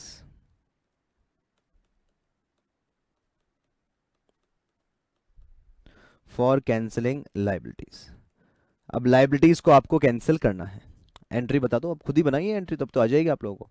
सर सारी लाइबिलिटीज के अकाउंट क्रेडिट होते हैं तो डेबिट कर दें, तो लिख लो यहाँ पे all liabilities account debit, all liabilities account debit to realisation account, to realisation account. सारी लाइबिलिटीज रियलाइजेशन अकाउंट से ही कैंसिल होगी, तो आप लोग आ जाइए कहां पे, रियलाइजेशन अकाउंट में आ जाइए। और रियलाइजेशन अकाउंट के अब कहां पे पोस्टिंग होगी, रियलाइजेशन अकाउंट हो रहा है आपका क्रेडिट, तो इसके बाय साइड में, बाय साइड में पोस्टिंग हो जाएगी by all assets, by all liabilities, by all liabilities. अब मुझे फटाफट से बता दो कि यहां पे आपको क्या क्या एक्सेप्ट लिखना है, यानी इनके अलावा सारी चीजें कैंसिल होगी और क्या क्या मुझे छोड़नी है, फटाफट से सोच के बताओ मुझे। एक्सेप्ट, भाई जो अकाउंट दूसरे आपने बनाए उस अकॉर्डिंग सोच लीजिए। सर एक तो पार्टनर्स कैपिटल के सारे बैलेंसेस, पार्टनर्स कैपिटल अकाउंट के सारे बैलेंसेस छोड़ने हैं आप लोगों को। कोई भी आपको रिजर्व्स ऑब्लिक सरप्लस मिलता है वो आपको छोड़ना है, ठीक है, छोड़ दिया, क्योंकि वो रिजर्व एंड सरप्लस तो पार्टनर्स कैपिटल में जाते हैं। और बैंक ओवरड्राफ्ट, क्यों सर बैंक ओवरड्राफ्ट क्यों छोड़ना है, क्योंकि बैंक ओवरड्राफ्ट नॉर्मली आपके कैश और बैंक में जाएगा बाय साइड में। अच्छा, कई जगह क्या होता है कि बैंक ओवरड्राफ्ट इधर ही कैंसिल कर दिया जाता है लाइबिलिटीज में, तो कोई प्रॉब्लम नहीं है, वो भी बिल्कुल सही है। अगर आप बैंक ओवरड्राफ्ट यहीं कैंसिल कर देते हो तो उससे मेरे को कोई प्रॉब्लम नहीं है, वो भी 100% ठीक है। तो रियलाइजेशन अकाउंट में आपने बाय साइड में लिख दिया बाय ऑल लाइबिलिटीज, और एक्सेप्ट पार्टनर्स कैपिटल का बैलेंस, रिजर्व एंड सरप्लस और बैंक ओवरड्राफ्ट। अब ये जो आपने एक्सेप्ट लिखा है ये पर्टिकुलर एक अकाउंट में जाएगा। अच्छा एक और चीज एक्सेप्ट में आएगी, रुक जाओ रुक जाओ रुक जाओ रुक जाओ, सर एक और चीज आएगी एक्सेप्ट में, बताइए मुझे कौन सा। सर एक और अकाउंट बनाया हमने तो, पार्टनर का लोन अकाउंट, ये भी तो हमारी लाइबिलिटी है, ये भी तो हमारी लाइबिलिटी होती है, पार्टनर का लोन अकाउंट भी। तो आइए जो जो एक्सेप्ट हमने लिखा है उनके सबके बैलेंसेस लिख देते हैं अपन। तो पार्टनर्स कैपिटल में लिखिए सबसे पहले opening balance, by balance brought down, ये आ गया पार्टनर्स कैपिटल का ओपनिंग बैलेंस, ठीक है। फिर लिखेंगे आप यहां पे by reserves and surplus, by reserve and surplus, यानी आपने रिजर्व एंड सरप्लस को कैंसिल कर दिया है इधर बाय साइड में लिख के, बाय साइड में लिख के आपने रिजर्व एंड सरप्लस को कैंसिल कर दिया है। नेक्स्ट, अब पार्टनर्स कैपिटल अकाउंट के आपने कैपिटल भी लिख दिया, रिजर्व एंड सरप्लस भी लिख दिया। अब आता है आपका पार्टनर का लोन अकाउंट, पार्टनर का लोन अकाउंट का बैलेंस कहाँ आएगा, क्रेडिट साइड में, क्योंकि लाइबिलिटी होती है। तो ऐसे लिखेंगे bye balance brought down, bye balance brought down, ये पार्टनर्स के लोन अकाउंट का हमने बैलेंस लिख दिया है। पहली क्लास ही लेंदी होगी, आगे वाली लेंदी नहीं होगी, आगे वाली तो बहुत इजी हो जाएगी आप लोगों के लिए, सारी एंट्री आप खुद ही बनाओगे फिर। तो पार्टनर के लोन अकाउंट का हमने बैलेंस लिख दिया है।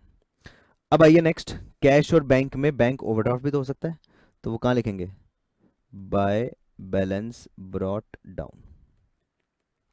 तो जैसे जैसे मैं जो एक्सेप्ट आपको बताते जा रहा हूं, तो एक्सेप्ट का आपको मैं ट्रीटमेंट भी समझाते जा रहा हूं कि जो एक्सेप्ट आपने चीजें करी है उनको अपन कैसे लिखेंगे। तो स्टेप नंबर 1, दोबारा से, स्टेप नंबर 1 में सारी असेट्स और सारी लाइबिलिटीज जो बैलेंस शीट में गिवन थी वो सब कैंसिल कर दी, यानी पूरी बैलेंस शीट मैंने कैंसिल कर दी है इनके रेस्पेक्टिव अकाउंट में। पूरी बैलेंस शीट मैंने कैंसिल कर दी है उनके रेस्पेक्टिव अकाउंट में। चले, ये देखो नीचे एंट्री भी रेडी हो गई है आपके साथ में, for cancelling all assets, for cancelling all liabilities. Next आओ बच्चों, अब जब सारी असेट्स और सारी लाइबिलिटीज कैंसिल हो गई है, और फिर मैंने कहा था आपको कि आप लोग उसके बाद में नीचे वाला डेटा देखेंगे, यानी ये जो आपको गिवन है, इस डेटा में आपको क्या इंफॉर्मेशन होगी, और स्टेप हर अपन ने chapter he step by step किया, और ये भी मैं आपको स्टेप से समझाऊंगा जिससे 100% क्लैरिटी आ जाए। तो मैंने क्या कहा था, नीचे क्या इंफॉर्मेशन होगी, असेट्स को पे करोगे, मतलब असेट्स से पेमेंट आएगा और लाइबिलिटी को पे करोगे वापस, असेट से आपके पास पैसा आएगा और लाइबिलिटी को पे करोगे, नॉर्मल बात है। तो असेट से पैसा आएगा तो असेट को सोल्ड आउट करने की नॉर्मल एंट्री क्या होती है वो अपन को सोचनी है, और लाइबिलिटी को पे करने की नॉर्मल एंट्री क्या होती है वो सोचनी है। फिर नॉर्मल एंट्री के साथ में फिर अपन इस चैप्टर से कनेक्ट कर देंगे, ठीक है। आइए सुनते हैं, तो लिखो बच्चों मेरे साथ में, फॉर, नेक्स्ट एंट्री लिखोगे, एंट्री में लिखना है नीचे नीचे, for selling of assets, assets को बेचो, असेट्स को सोल्ड आउट करो। असेट को सोल्ड आउट करने के लिए मैं देखो कैसे इसको दो पार्ट में डिस्कस कर रहा हूं, यहां पे, यहां पे लिख रहा हूं मैं नॉर्मल एंट्री,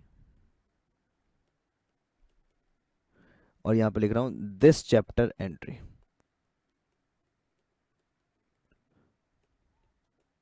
ठीक है, जिससे आपको समझ में इजीली आ जाए। नॉर्मल एंट्री तो अपन क्या करते हैं कि भैया आज तक जो हमने बेसिक अकाउंटिंग एंट्री सीखी है वो नॉर्मली क्या होती है, असेट को बेचने की, और इस एंट्री इस चैप्टर में क्या उसकी एंट्री होगी, ठीक है ना। हाँ जी सर, असेट बेचने की नॉर्मल एंट्री होती है बैंक या फिर cash account debit to assets. भाई एसेट गई ना sir, bank to, bank account debit to, या cash account debit to asset, ये एसेट को आपने बेच दिया। अब इस चैप्टर में क्या होगी सर, इस चैप्टर में भी सेम होनी चाहिए, नहीं, इस चैप्टर में होगी थोड़ी सी डिफरेंट एंट्री। असेट को बेचोगे, तो असेट को बेचोगे तो पैसा आएगा अल्टीमेटली, तो बैंक अकाउंट डेबिट होगा। अब आप लोगों ने क्या करा, फर्स्ट स्टेप में सारी असेट्स और सारी लाइबिलिटीज को आपने कैंसिल कर दिया। भाई जो आपकी प्लांट एंड मशीनरी है, बिल्डिंग है, फर्नीचर है, मशीनरी है, वो सबको आपने कैंसिल कर दिया। गुडविल है, तो उनको कैंसिल करने का आपने बेचा, बेचा तो पैसा आया, तो bank account debit to asset होना चाहिए, पर असेट नहीं होगा क्योंकि आपने सबको रियलाइजेशन अकाउंट में कैंसिल कर दिया है, तो एंट्री होगी bank account debit to realisation, to realisation, क्योंकि असेट्स कैंसिल हो चुकी है। तो इस चैप्टर में जिसका कोई नहीं है उसका कौन है, रियलाइजेशन अकाउंट। तो इस दिस चैप्टर एंट्री क्या होगी, इस चैप्टर में बैंक अकाउंट तो होगी ही होगी क्योंकि बैंक अकाउंट आपने खोला है। तो जो चार अकाउंट आपने खोले ना उनके ही इर्द गिर्द एंट्रीज आपको घुमानी है और वैसे ही बनानी है, ठीक है। तो एंट्री क्या बनेगी, bank account debit, bank account debit to asset नहीं सर, टू रियलाइजेशन अकाउंट। और आपको मैंने स्टार्टिंग में ही बोला था कि रियलाइजेशन अकाउंट का प्राइम मोटिव ही यह है कि असेट्स को बेचो, लायबिलिटी को पे करो, और उससे जो प्रॉफिट एंड लॉस आएगा वो पार्टनर को दे दो। Bank account debit to realisation account, bank या फिर cash account debit to realisation, posting कर दें इसकी। तो सर बैंक के तो डेबिट में पोस्टिंग होगी, बैंक के तो डेबिट में पोस्टिंग होगी, और रियलाइजेशन के क्रेडिट में पोस्टिंग होगी। आइए चलते हैं आगे, लिख, तो रियलाइजेशन में क्या लिखोगे बच्चों बताइए मुझे। सर एंट्री हो रही है cash account debit to realisation, तो रियलाइजेशन लिखेंगे अपन बाय साइड में, लिख लो थोड़ा सा गैप छोड़ के, देखो क्या लिखोगे, बाय, बाय बैंक अकाउंट, या बैंक या कैश, मैंने आपको कुछ भी बोला था,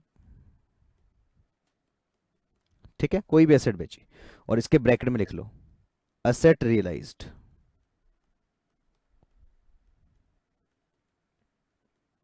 जिसे आपको याद रहे। तो इतना डिटेल में पढ़ रहे हैं अपन एक एक चीज, और दूसरी एंट्री कहां पे होगी? बैंक अकाउंट में होगी। दूसरी एंट्री कहां होगी? इसके बैंक अकाउंट में होगी। सर बैंक अकाउंट डेबिट हो रहा है तो बैंक के डेबिट में हो जाएगा to realisation.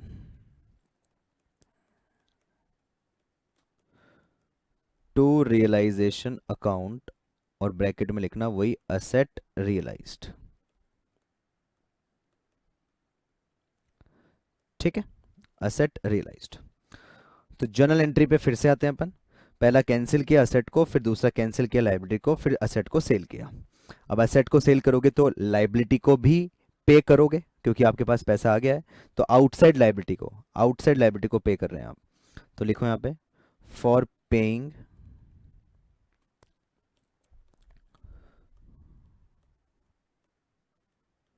Outside liabilities, for paying outside liabilities. अब वही मैं दो पार्ट में डिस्ट्रीब्यूट कर रहा हूं एंट्री को। नॉर्मल एंट्री जो आप करते हैं और फॉर दिस चैप्टर।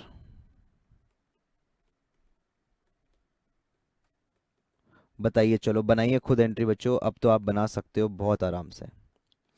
लाइबिलिटी को पे करोगे तो लाइबिलिटी को पे करने की जर्नल एंट्री होती है liabilities account debit to cash bank account. To cash या फिर बैंक अकाउंट कुछ भी लिख सकते हो, इसमें कोई कंफ्यूजन वाली जरूरत नहीं है। लाइबिलिटी को पे करोगे तो एंट्री होगी cash account, okay, liability account debit to bank account. ठीक है, अब आपको पता है लाइबिलिटी सारी कैंसिल हो चुकी है तो लाइबिलिटी का नाम आएगा नहीं। तो लाइबिलिटी का नाम नहीं आएगा तो किसका नाम आएगा? रियलाइजेशन का। बिल्कुल ठीक है, तो एंट्री क्या बन जाएगी? Realisation account debit to cash oblique bank account. तो आपको बस ये चेंज ही करना है भाई, जिसका कोई नहीं है उसका कौन है? रिलेशन। तो लाइबिलिटीज कैंसिल हो चुकी है, जो कैंसिल हो चुकी है उसके लिए क्या आ जाएगा? Realisation account. तो रियलाइजेशन के डेबिट में एंट्री हो जाएगी और कैश और बैंक के क्रेडिट में एंट्री हो जाएगी। तो आ जाइए जंप लगा के रियलाइजेशन अकाउंट में लिखिए टू साइड में। टू क्या लिखोगे? सर एंट्री हो रही है realisation account debit to bank, तो लिखिए टू कैश बैंक, जो भी लिखना चाहते हो, टू कैश और बैंक, और ब्रैकेट में लिखना पेमेंट ऑफ लाइबिलिटीज या पेमेंट टू लाइबिलिटीज, या आपने लाइबिलिटी को पेमेंट कर दिया है। और जो लाइबिलिटी को आपने पेमेंट कर दिया है तो आप लोग hand to hand realisation account के बाद में आ जाइए कैश और बैंक अकाउंट में। तो लिखिए यहाँ पे कैश और बैंक क्या हो रहा है? क्रेडिट, तो उसके क्रेडिट में पोस्टिंग हो जाएगी by realisation account, by realisation account, और ब्रैकेट में लिखना पेमेंट टू लाइबिलिटीज। आपने लाइबिलिटीज को पेमेंट कर दिया है। ठीक है, जर्नल एंट्री के साथ में करनी है। तो आइए बच्चों चलते हैं अपन नेक्स्ट जर्नल एंट्री पे साथ साथ बनाते हुए। पहला असेट को कैंसिल करा, दूसरा लाइबिलिटीज को कैंसिल करा, तीसरा असेट को सोल्ड करा, अब लाइबिलिटी को पे कर दिया। अब क्या जर्नल एंट्री बन सकती है? लगाओ दिमाग। सर अगर कोई पार्टनर असेट्स और लाइबिलिटीज घर ले जाए तो क्या जर्नल एंट्री बनेगी? भाई वो अगर घर ले गया तो क्या जर्नल एंट्री बन सकती है वो भी सुनिए। अगर कोई पार्टनर असेट्स और लाइबिलिटीज घर ले गया तो क्या जर्नल एंट्री बनेगी वो सीख रहे हैं अपन, सुनिए। For taking over assets bye partner. भाई पार्टनर भी तो कोई असेट ले जा सकता है। पार्टनर कोई असेट ले गया तो पहले नॉर्मल एंट्री फिर एबनॉर्मल एंट्री। सर एबनॉर्मल मतलब for this chapter.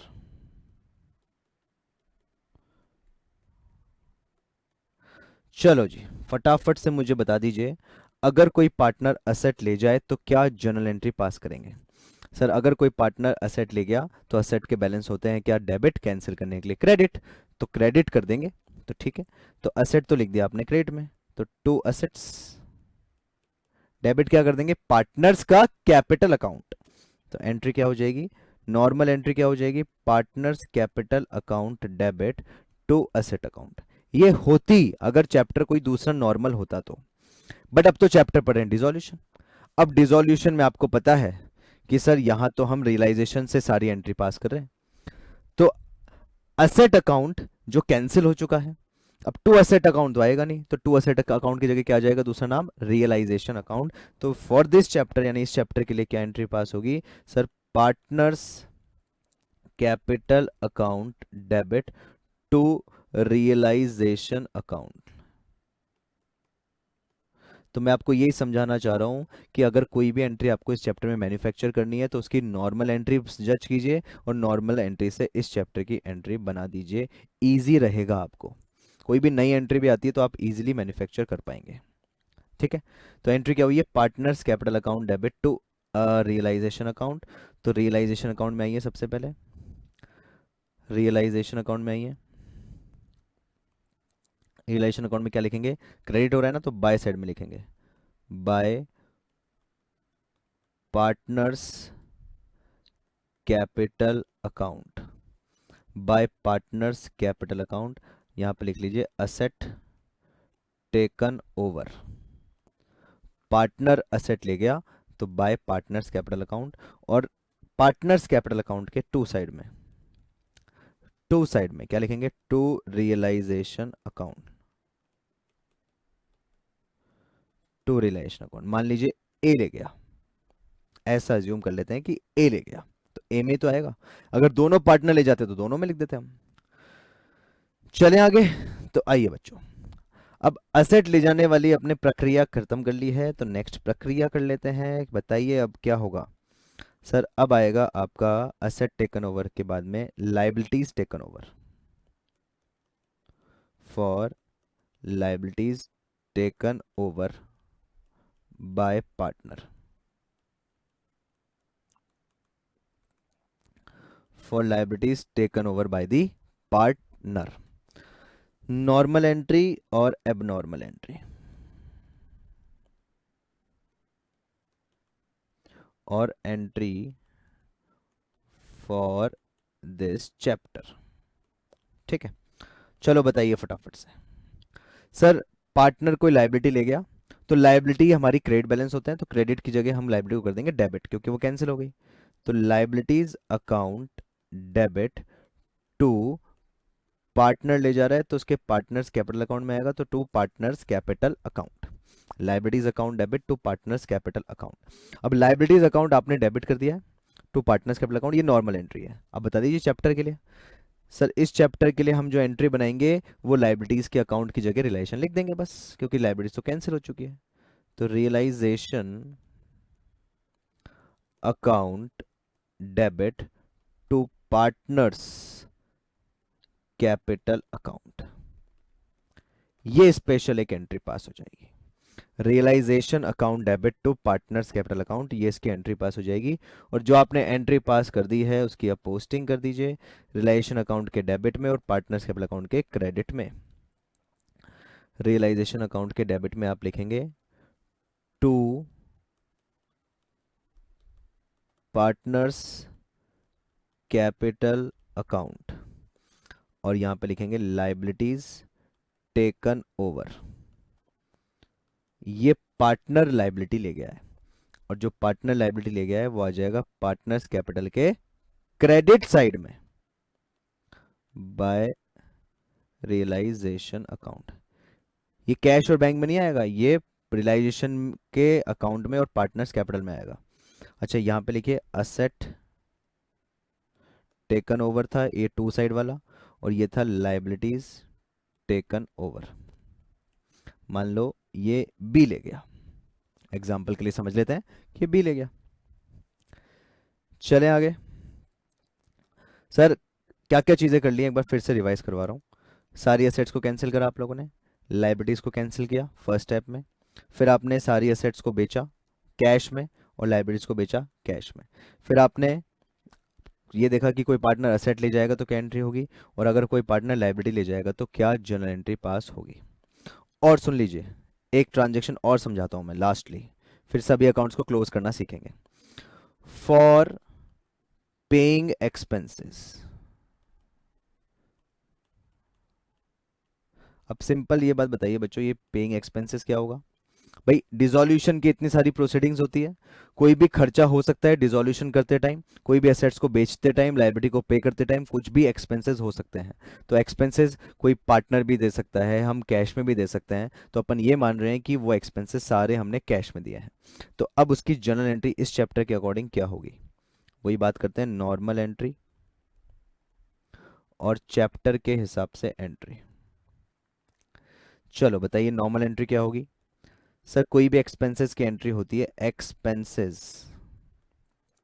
Account debit to cash oblique bank account होती है ना। अब आप खुद सोचिए, क्या अपन ने चारों अकाउंट में से कोई एक्सपेंसेस नाम का अकाउंट बनाया है? नहीं। तो जिस भी जगह आपको लगे कि भैया इसकी जगह क्या लिखें, तो उसकी जगह क्या आ जाएगा, आपका रिलेशन। और ये मैक्सिमम टाइम सही जाता है ये वाला फंडा, कि भैया एक्सपेंसेस की जगह क्या लिखें, क्योंकि सारे एक्सपेंसेस कहाँ से चार्ज होने चाहिए, पार्टनर्स कैपिटल से कोई रिलेशन इसका है नहीं, भाई कैश बैंक से रिलेशन है और रियलाइजेशन से रिलेशन है, क्योंकि वो एक्सपेंस अकाउंट भी एक तरीके से। तो आप क्या करेंगे, entry realisation account debit to cash oblique bank account, realisation account debit to cash oblique bank account, है ना लॉजिकल। तो बस इसकी भी पोस्टिंग कर दीजिए, तो आपकी सारी journal entries, maximum journal entries खत्म हो जाएगी। तो रियलाइजेशन अकाउंट डेबिट हो रहा है, तो इसके डेबिट में आप लिख देंगे to cash oblique bank, to cash oblique bank account, और ब्रैकेट में लिखना एक्सपेंसेस, रियलाइजेशन एक्सपेंसेस। और कैश और बैंक के क्रेडिट साइड में लिख दो, कैश और बैंक के क्रेडिट साइड में लिख दो, क्या लिखोगे, बाय रियलाइजेशन अकाउंट,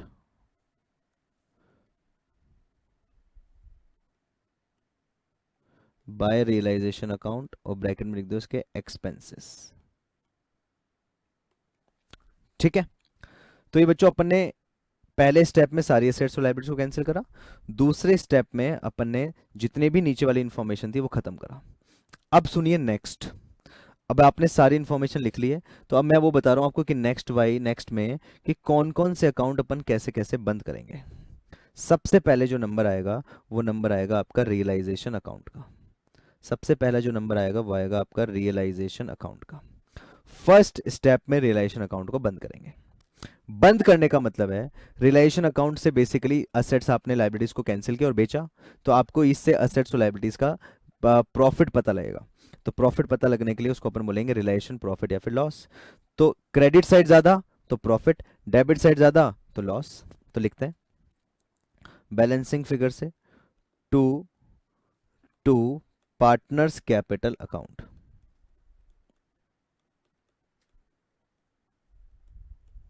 ठीक है। अब टू पार्टनर्स कैपिटल अकाउंट में लिखेंगे, ब्रैकेट में लिख लो रियलाइजेशन प्रॉफिट, ये आपका प्रॉफिट है। जो भी आपके पार्टनर्स हैं ए और बी में, इनके रेशियो में बढ़ जाएगा। मैं वर्ड यूज नहीं करूंगा ओल्ड रेशियो न्यू रेशियो, इसमें कुछ नहीं होता, एक ही रेशियो होता है, क्योंकि पार्टनरशिप बंद हो रही है। तो ये है आपका रियलाइजेशन का प्रॉफिट टू साइड में, अगर बचता है तो स्टेप नंबर वन में आपने क्या बंद करा, रियलाइजेशन अकाउंट। और फिर लिखेंगे बाय साइड में, अगर डेबिट साइड ज्यादा है तो बाय पार्टनर्स कैपिटल अकाउंट, और ब्रैकेट में लिखना रियलाइजेशन लॉस।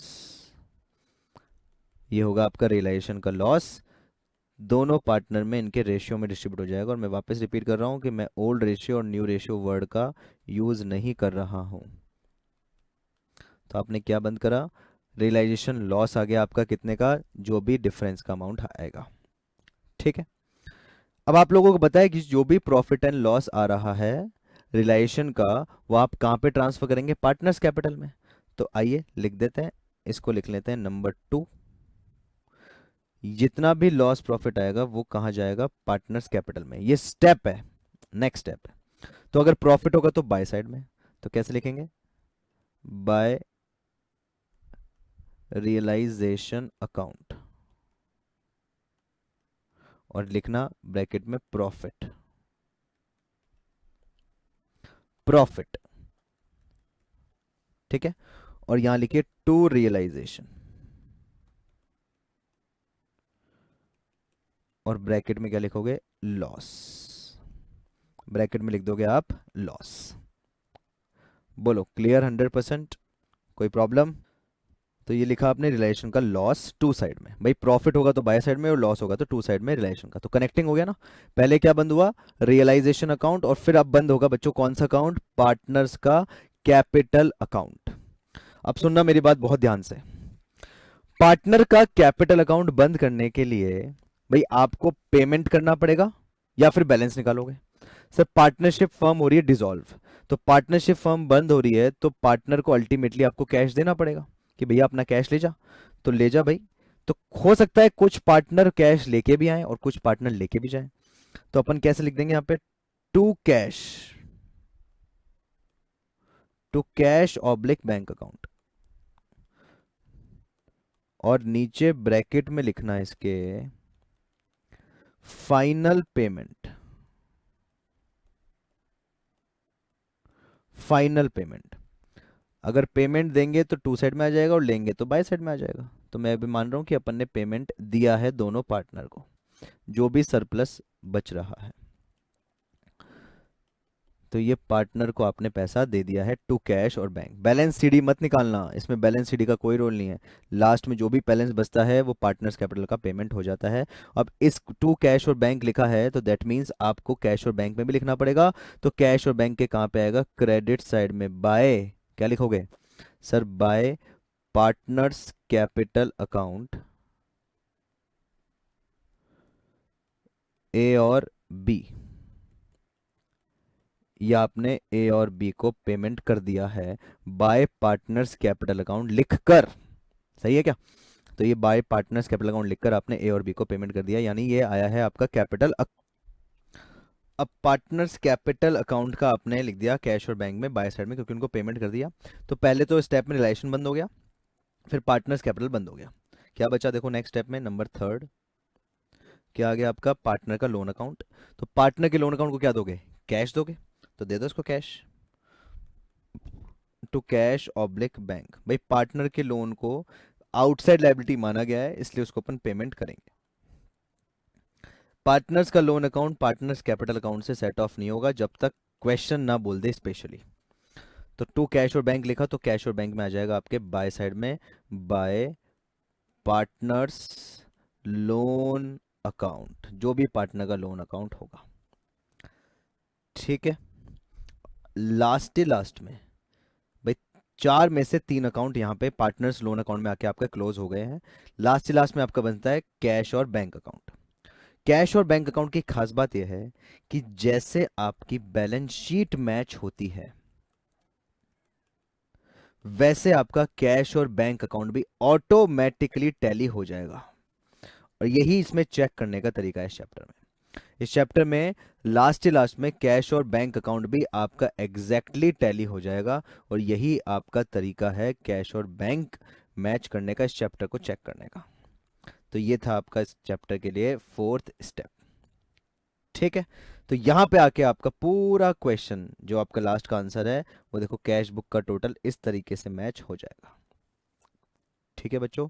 तो इसलिए डेप्थ डिस्कशन बहुत ज़रूरी था इसका, कि क्या क्या स्टेप्स आपको फॉलो करने हैं कोई भी क्वेश्चन करने के लिए, ठीक है। तो एक बार मैं फिर से रिवाइज करवा रहा हूँ, सारी एसेट्स और लाइबिलिटीज़ को कैंसिल करो, ठीक है। फिर एसेट्स को बेचो, लाइबिलिटीज़ को पे करो, ठीक है। फिर लाइबिलिटीज़ को पे करेंगे तो पार्टनर को लेके भी जाएगा। फिर आती हैं आपकी कैंसिल, सारी कैंसिल करने के बाद में, सब पेमेंट करने के बाद में रिलेशन अकाउंट को बंद करो, प्रॉफिट एंड लॉस आएगा, टू साइड में प्रॉफिट बाय साइड में लॉस, ये प्रॉफिट एंड लॉस ट्रांसफर करो पार्टनर्स कैपिटल अकाउंट में। पार्टनर्स कैपिटल अकाउंट का जो लास्ट का बैलेंस आएगा उसके टू कैश कर दो, बाय कैश कर दो, और ये ट्रांसफर कर दो कहाँ पे, कैश अकाउंट में। फिर लोन अकाउंट बंद करो, लोन अकाउंट का बैलेंस कहाँ जाएगा, कैश अकाउंट में, और फिर कैश और बैंक ऑटोमेटिकली टैली हो जाएगा, ये मैच हो जाएगा। मैच नहीं होता तो कोई मिस्टेक है, हो जाता है तो 100% करेक्ट है, ठीक है। तो नेक्स्ट क्लास से अपन क्वेश्चंस करना स्टार्ट करेंगे। अभी के लिए बेसिक जरूरी था समझना इस चैप्टर के लिए, इसलिए इसकी फर्स्ट क्लास हमेशा लेंदी होती है, ठीक है। तो मिलते हैं बच्चों अपन नेक्स्ट क्लास में, आज के लिए बहुत है, बाय बाय, टेक केयर।